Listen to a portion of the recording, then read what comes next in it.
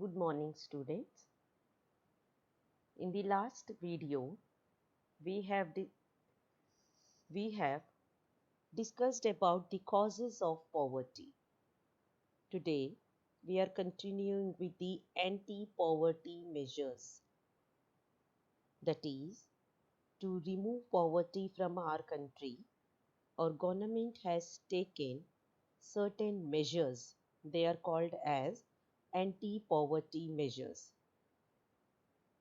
Because removal of poverty is the major objective of Indian development strategy, because we have seen that there is so much of poverty even today.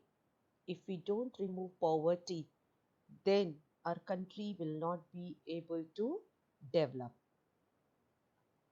And the current anti-poverty strategy of the government is based on two planks, that is, our current anti-poverty strategy, the government has taken two steps to remove poverty.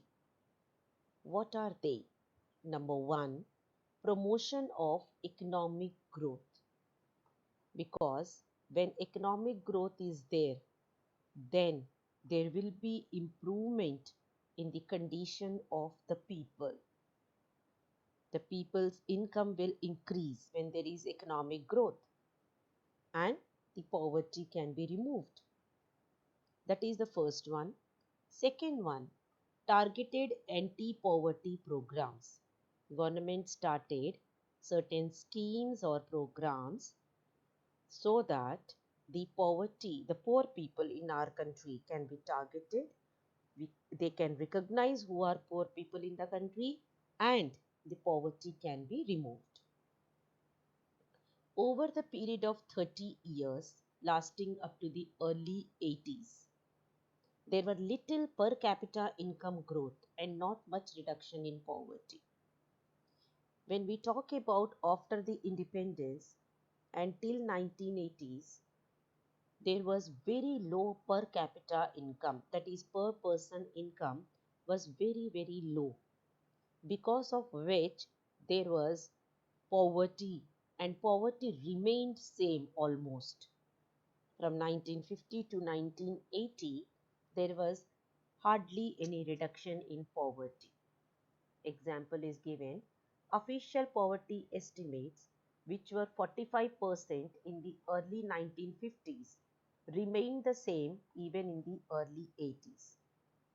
That is, 45% of the people were below poverty line in 1950, and almost the same amount of percentage of the people were below poverty line even in the 1980s. But after the 1980s, or you can say since 1980, there was a change in the country's development. India's economic growth has been one of the fastest in the world. That is, since 1980 onwards, there was economic growth, a fast economic growth in our country. And the growth rate and the growth rate jumped from average of about 3.5% in a year in the 1970s to about 6% during the 1980s and 1990s, almost double. So the growth rate, if the growth rate was earlier 3.5%, in 1980s and 1990s it jumped to 6%. What I mean by is, when there is higher growth rate, that means the income of the people is increasing, the country's development is taking place. So when there is high growth rate, it has helped in the reduction of poverty to some extent. When the people's income increased, when the country's development started, it has led to increased growth rate. That is economic growth rate I'm talking about here. Economic growth rate has increased, because of which to some extent poverty has reduced. Therefore, it is very clear that there is a link between economic growth and poverty reduction. There is a relation between economic growth and poverty. How is that? If there is more economic growth, that means if the development goes high up, then the poverty will reduce. But if economic growth is low, then poverty will increase. So what is this kind of relation? Inverse relation or an opposite relation. Economic growth is there is development is taking place, poverty will come down. If there is low economic growth, poverty will increase. That's what is the relation between these two. Why is it? Because economic growth, when the country's development takes place, there are so many opportunities and provides the resources need to invest in human development. When the country develops, or when we can say that the country's government is developing or the people's income is developing, what will happen? People think of spending that money in the human development. Before 1980, our government had not invested money in the human development, which we studied in chapter 2, People as Resource. Human development takes place when there is investment done in the form of education and healthcare, because ultimately it is the people who will convert these all the products which are present in our nature into the resources. For example, if there is land but nobody knows how to use this land, then the land is of no use, which is the natural resource. So that is how it is very, very important that there should be human development. So when there is economic growth, it had given opportunities to the government to invest a large amount of money in the human development. This has encouraged when the for example, when the government schools were opened by the government, when the health centers were opened by the government, many people started availing these facilities. And many poor people started sending their children to the school because it was free of cost education. So that is how to some extent illiteracy was removed. Literacy rate was increased. When literacy rate increases, obviously there will be economic growth. That is what example is given here, that when the government has opened the schools, it has invested money in the human resource development, parents started sending their children to the school, including the girl child. In earlier days, we have studied the girl children were not at all sent to the schools. And what is the hope that the parents got? That if they send their children to the school, there will be better economic return from investing in the education. If a child, we have studied in chapter again 2, Vilas and Sakal's story. So if a child gets educated, then the child will become a human resource.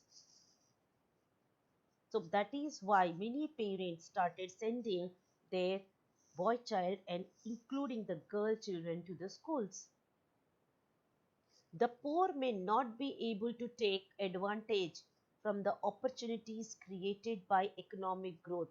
Sometimes in some states, there are some poor, even if the government is giving them the facilities like government school, government hospitals, they are not able to avail those facilities.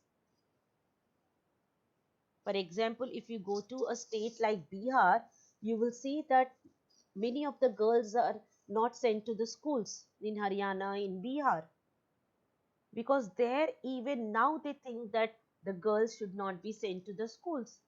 So government is giving the facilities, but people are not availing those facilities. And on one side, the government is giving facilities, some people are getting those facilities, some people are able to come out of the poverty, but the growth in the agriculture sector is much below expectations. Government has even invested some money in the agriculture sector also, but still the growth rate in this agriculture sector was low. Still their productivity was low, because land is a fixed asset. You cannot increase the land. From the same land, you have to take the large output. And if you use the modern farming methods, it will just ruin the land. This has a direct bearing on poverty.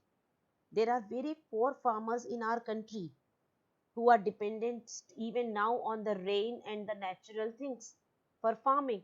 So such people could not get the benefit of modern farming methods, due to which they remained under poverty. And India, we know that a large number of people are engaged in the agriculture sector. So that is one reason again, that so many people are engaged in the agriculture sector, and our government has adopted some measures, but they were not implemented properly, due to which agriculture sector still remained under poverty. So many farmers still remained under the poverty. In these circumstances, there is a clear need for targeted anti-poverty programs. Now, because of which the government started certain schemes or certain programs which will actually target these poor people, very, very poor people who are especially in the villages. So to remove their poverty, government started certain programs which are also called as schemes. These are called as poverty alleviation programs. These are called as poverty alleviation programs. Under these programs, the first and a very important program is Mahatma Gandhi National Rural Employment Guarantee Act 2005. Now this act which we are doing now, children, this act is there in even class 10. Don't forget to learn this. Now I'll tell how you have to learn this, because there are so many programs here. You can make a tabular form of this. On the top you will write Mahatma Gandhi National Rural Employment Guarantee Act 2005, and under that you will write its objectives. Objectives of this program. Now, what are the objectives of this program? First of all, this program aims to provide 100 days of wage employment to every household to ensure livelihood security in rural areas. That means those people who wish to work in the rural areas, government promises them that government will provide them minimum 100 days of work. Wage employment means per day they will get some money. That is wage employment. So because in the rural areas generally they are illiterate people and unskilled people, so they will get some kind of employment minimum for 100 days. It also aims at sustainable development to address the cause of drought, and this program also addresses other programs which are faced by the villagers, the farmers especially. For example, drought, deforestation, soil erosion, these kind of problems are also solved by the government under this program. And under this program, 1/3 of the jobs have been reserved for women, because in the rural areas women are poorest of the poor. We studied in the earlier part of in this chapter only, even in the story of Sivaraman, that women are the poorest of the poor. So that is why for them 1/3 of the jobs are reserved. Other than that, the scheme also provided employment to 220 crore persons. So under this scheme, many people have got the benefit of this scheme. Many people got the employment under this act. So the share of scheduled caste, scheduled tribe women percentages in the scheme are 23%, 17% and 53% respectively. So there are so many crores of people who have got the employment, and under them are scheduled caste, 23% of the scheduled caste got the employment, 17% of the scheduled tribes got the employment, and 53% of the women got the employment in the rural areas under this scheme. Then, recently, even their wages are increased. Earlier, it was 65 rupees per day, and now the wages they get is 132 rupees per day. March 2018, the wage rate for unskilled manual workers has been revised. State-wise, the range of wage rate for different states and union territories lies in between rupees 281 per day for the workers in Haryana to rupees 168 per day for the work. That means the wages, it gets increased. The government tries to increase it every year so that along with the economic development, along with the prices of the goods are also increasing. So that is why government also thinks of increasing these wages. So the wages have increased in the different states. So ultimately the range is between rupees 281 to rupees 168 per day. The wages are there. So you can write what are the main objectives of the program. Next one, this is the first program. Second program, why I am asking you to write is because all programs look like. And once you do all programs, you will get confused with the objectives. So please write the objectives. Next program is Prime Minister Rojgar Yojana, which is also called as PMRY. Rojgar means employment. Yojana means program. Started in 19, year is not needed. You don't learn the year. It started in 1993. The aim of the program is to create self-employment. Children, what do you mean by self-employment? Where you don't work under anyone, you do your own work. Like maybe you open a small shop, etc. Like that is your self-employment. Now this has been mainly started for the educated unemployed youth in rural areas and small towns. Even in the rural areas and small towns, we have so many unemployed youth who are educated but still they have not got the employment. So for such people, government gives them some money, some kind of a loan at a very low interest rate, so that they can set up their own small business. Like one can open a computer, maybe a computer shop, one can open a small PCO. So like that, some small kind of or small scale industry, maybe a handicraft industry one can start. So that is what is the PMRY programs. It is a very again a unique kind of program which gives mainly the target is educated unemployed youth. Next one is your REGP, Rural Employment Generation Program. It's different from the first one. It was also launched in 1995. The aim or objectives are same, is to create self-employment opportunities in rural areas and small towns. Even these programs aim is same as the earlier one, PMRY, to create self-employment opportunities for the people, those who are below the poverty line, especially those who are educated people in the villages and the towns. A target for creating 25 lakh new jobs has been set up. So under this program, the government has targeted that they will provide minimum 25 lakh jobs to the educated people who are in the rural and the towns. Then we have the SGSY. SGSY is Swarna Jayanti Gram Swarojgar Yojana. Swarojgar means again self-employment. Yojana means program. So, it was again launched in 1999. Program aims at bringing the assisted poor families above the poverty line. So, this is the This is a program mainly to uplift the very poor families to come out of the poverty, above the poverty line, organizing them into self-help groups through a mix of bank credit and government subsidy. Now, self-help groups means, for example, the poor farmers will make a small group, and say 10 farmers are there, they will form a small group, they will pool up the money.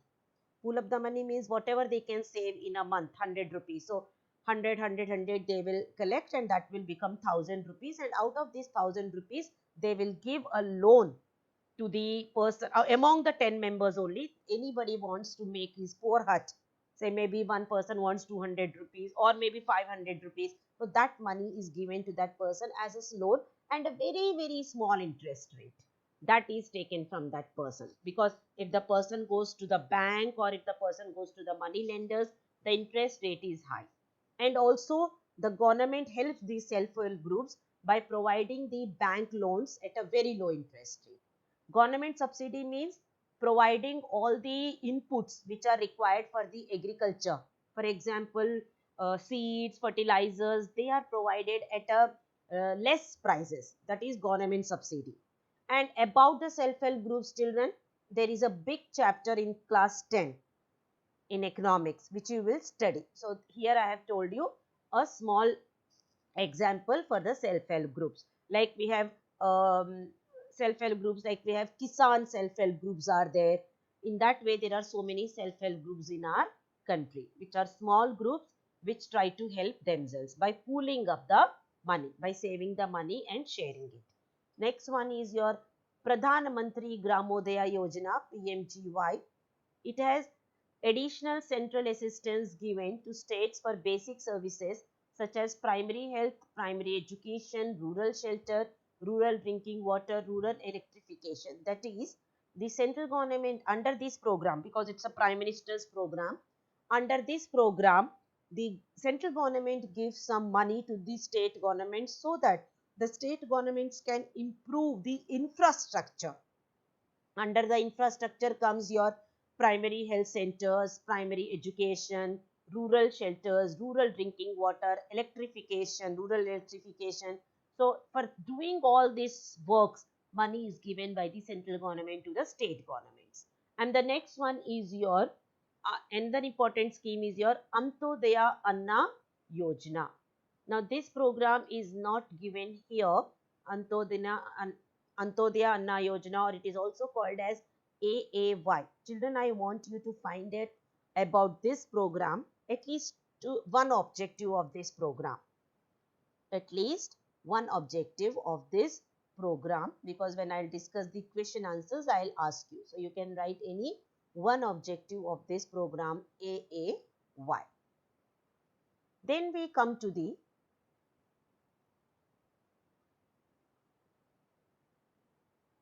summing up of these programs. Now, once you have studied these programs, what do you find, children, these programs? Now, after doing all these programs, if suddenly I ask you what is the objective of the PMRY suddenly, or what is the objective of the MGNREGA, it's very difficult because all the programs look same. They all programs look same, and and the it depends upon whether it was properly implemented or not. So let's see that the results of these programs have been mixed. Now the question comes, programs have been made in the files, but were they properly implemented or not? And what was the result? If these so many programs are there, then why we are still facing so much of poverty in our country?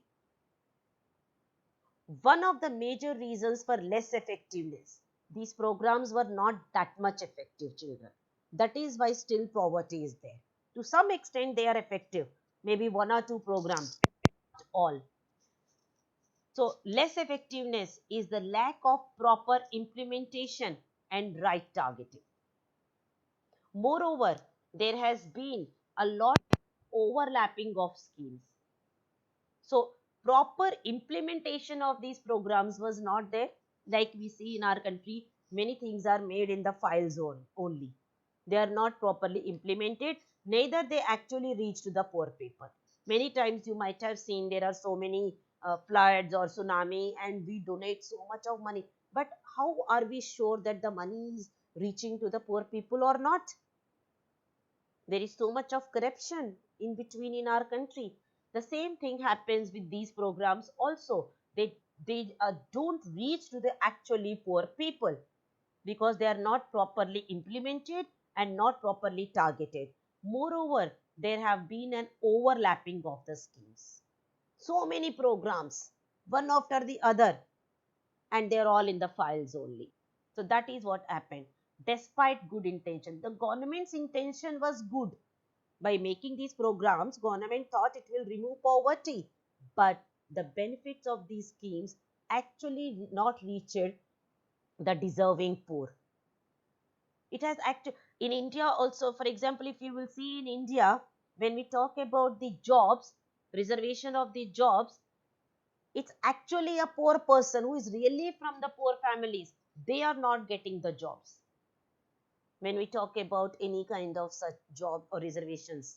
So, in the same manner, when I talk about this, deserving poor, there are so many deserving poor in our country, so much of poverty really are there, but they are not able to get these so many programs. But still, why do you see so many people begging on the streets? Why do you see still so many people dying without food? So that is the question which we have to ask ourselves. Therefore, the major emphasis in the recent years is on proper monitoring of all the poverty alleviation programs. So what is required actually? Not making program. What is required is implementing the program. That is mainly required. Next one we have the challenges ahead. Now, what do you mean by challenges ahead? When we think of our country, the first challenge is our poverty. Once we remove the poverty, do you think our country will be better or all right? Completely, we are happy? No. Once we remove one challenge, there will be so many other challenges which will come across to us. First of all, there is wide disparities in poverty visible between rural and urban areas. When we talk about poverty as a challenge also, we studied that there is so much of poverty between the difference between the urban and the rural area poverty also. Not only that, even certain social and economic groups also we have seen. Some in one village only we will see some are so rich and some are so poor. In cities also we see some are living lavishly in big bungalows and some do not have even one room to live. So there is so much of variation, so much of difference of this is there. And poverty reduction is expected to make better progress in the next 10 to 15 years. But this will be possible mainly due to higher economic growth. Now, it is expected that maybe in the next 10 or 15 years, our poverty will be very lessened or it will be removed to a large extent. And why it can be removed, the reasons are high economic growth. We will have a good economic growth and a lot of stress on universal free elementary education. We all know that the government is taking large initiative so that all children of our country can educated at least till 14 years, which is free of cost. Then declining population growth. Earlier population used to be high. There used to be 5 6 children in a family. Now hardly we see 1 or 2 children, maximum to 3 children in a family.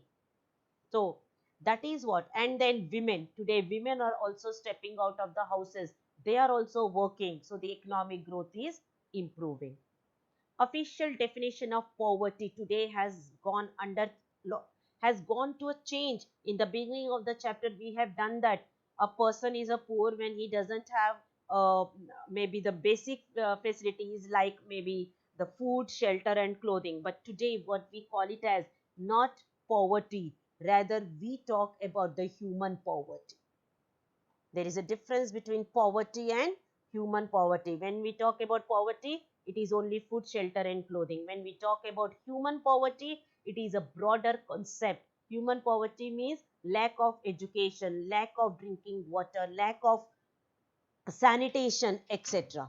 So eradication of poverty is always a moving target in our country. and the target will move on for many bigger challenges that will still remain. We have so many other challenges still in our country, even if little bit poverty is removed.